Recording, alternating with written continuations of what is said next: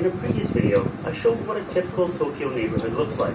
But recently, I wondered what I'd find if I visited some of the wealthier areas. And where do the rich even live? Well, I'd say it's mostly on the west side, the Yamanote side.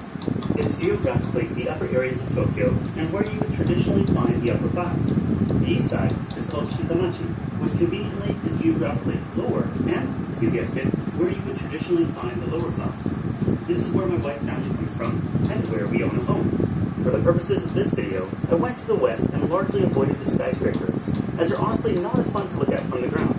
Instead, I picked pockets of land that mainly had single-family housing, and a couple areas that had disproportionately large plots of land.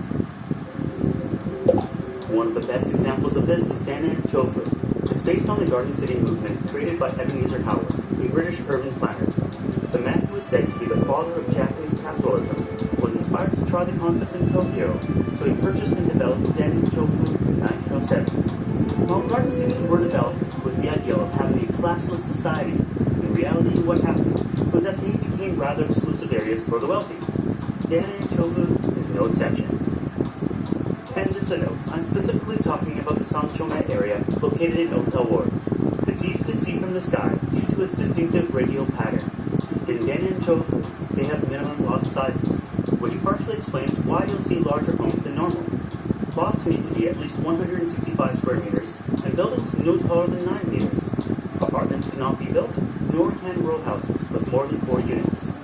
While there's a minimum plot size, in reality, most plots tend to be larger.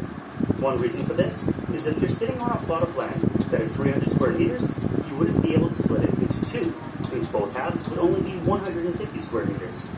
In fact, after manually measuring out a few of the areas, I feel safe in saying that on average, the lots are double the minimum lot size. Interestingly, if you look at land values for Danan Chofu, they don't seem too high, especially considering neighboring areas. However, due to the minimum lot sizes, even the smallest property starts at 130 million yen, which is about $1 million given current exchange rates.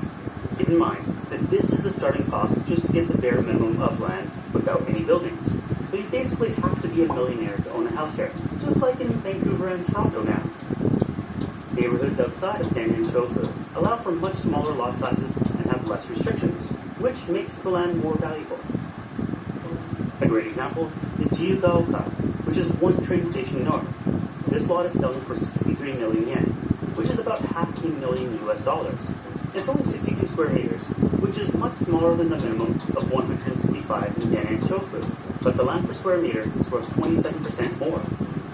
So perhaps this is counterintuitive to some, but cramming more residents into an area makes the land more valuable. On top of minimum lot sizes, there are also